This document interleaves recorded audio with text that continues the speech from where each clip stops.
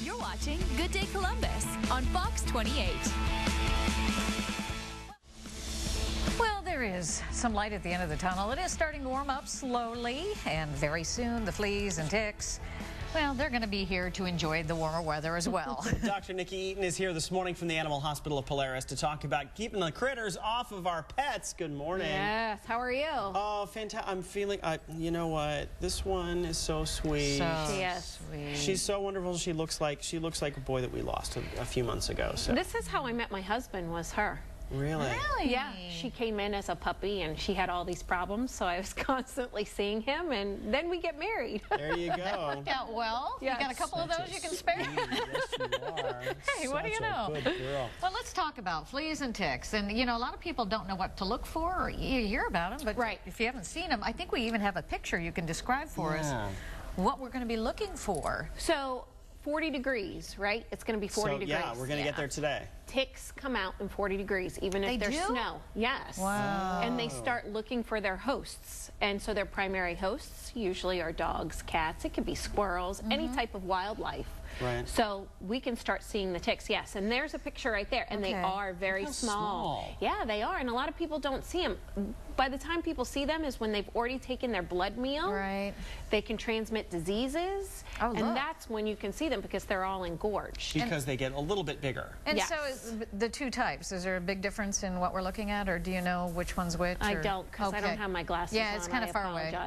But Which ones are the dangerous ones for pets? You know what? They all transmit. They can transmit Lyme disease, Ehrlichia, Rocky Mountain spotted fever. So they can transmit all different types of diseases. Wow. And we're seeing more and more Lyme. Do you have to be in a particular place to pick them up, or they're anywhere? Oh, they're anywhere. Okay. Ticks can be anywhere. So, I mean, I practice up in the Lewis Center area, and ultimately people are coming in and they're like, what is this? And I'm like, oh, that's a tick. Yeah. So, And they say, ooh, gross. Yes. How do I get rid of it? Yes. What do you do?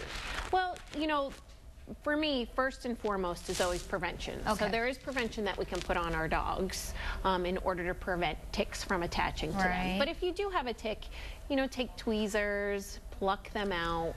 We've heard about don't leave the head in the, is that what happens? That's what happens sometimes. Do you smother them to get them out of there, or what makes them release? No, I would just take the tweezers and just pull it out. Pull it right out. But you know, a lot of times people come in and we have a technician do it for our clients, and we don't really charge them anything for it. And then we talk about, okay, what can we do to prevent this? So let's prevent. What do we do? Before we get there.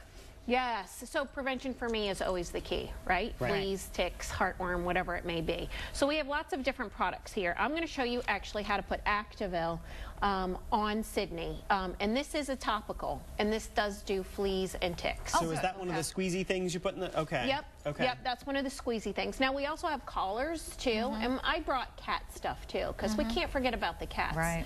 But are these as effective? You know what? This came out last year, and a lot of my clients have been very happy with them. Now, these are not the regular collars that you usually buy in the pet store. These are sold through veterinarians in a new technology. It doesn't stink. It doesn't have that white, fluffy stuff. It works actually very, very well. 8 months it works for. Because you wonder, you know, if your kids, if they're wearing one of these, your kids are hugging on the dog. You know what's happening. You have to worry about that. So you don't have to worry about that with that new technology. So show us how to apply Activil. Is there a certain place that's important? Well, what's important is I always tell people is you always, look, she thinks it's food. Of course she thinks it's food. We want to do it in 4 spots down the back. So that's usually what I always tell people is 4 spots. So it's not just right behind the neck. So the key is look at all that liquid that you have there. You don't want to put that in one spot. No, that would be, you know, greasy and everything. So I'll get up here. Come here, sweetheart. She'll be good for you. Come here. Come here. So all we do is, she got her hair cut yesterday, but if you have a long-haired dog, you want to part the fur so that you see the skin. And it's not like an exact science. So what I do is I just kind of put it in couple of spots there, and then I'll finish it off right there. And not under her, not around her neck. Put it up here. No, I usually don't put it in the neck area, to be honest with you, because collars and everything are there. So I don't want to cause any irritation or anything like that. Some people are concerned that their pets have a reaction to those types of medicines. And what happens and what do you look for? Well, some of the things that you look for is, first and foremost, never use dog medication on cats. Yeah. And cats are different. I do put the cats right between their ears because we don't want cats to groom themselves and lick it. Okay. But never put dog on cat. So cats are not little dogs, even if you have the little dog dose. Never, ever do that. But what we do see sometimes is we can see reactions. The simplest reactions, I just don't like it, it's cold, I rub. I've seen reactions of redness, irritation, that type of things. But Marshall was telling me about his cat, which is very rare. We thought we were going to lose him there for a minute because he had a really bad reaction to it. And it was the kind that went right back here on his neck. Yes. And he still walks funny to this day. We Some think neurologic. that's why. Yeah. So that's very rare. So fortunately, most pets react just fine to this thing. Yes. And probably, you know, I've heard some things about the buy them at the grocery store brands versus the veterinary brands. You know, I'm going to be very honest with you. You may be able to save money at the grocery store, but the veterinary brands are so much better. They're safer. There's lots of FDA regulations. You know, Marshall, if his cat had a reaction and he went to the veterinarian, you as a veterinarian have to call the company and say, look, they had a reaction. So they keep that on file, and then they do research into why those things happen. So a lot of reasons. But get it going now. Who thought? Yes. You're such a good girl. You did great. Good job. Good And job. Dr. Nikki's going to be sticking around. As a matter of fact, she'll be in our social media cafe. She can answer your pet questions if they're fleas and tick related or anything. And she will start here at 9:30 this morning. So make sure you go to our Facebook page. That's the Good Day Columbus page on Facebook. And get ready to talk to Dr. Nikki Eaton. Thanks, Nikki. Thank you.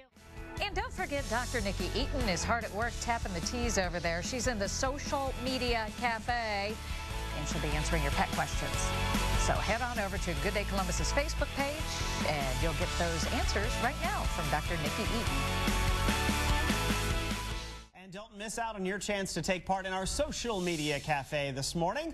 Dr. Nikki Eaton is taking your pet questions right now. Questions? Are you wired up there, Nikki? I am. What kind of questions? Typing furiously. Yeah, I'm a horrible typer, too.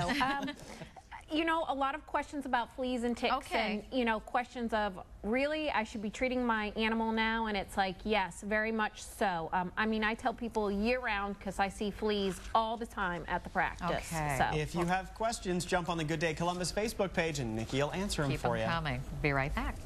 She's going to need a cocktail. Yes, she is.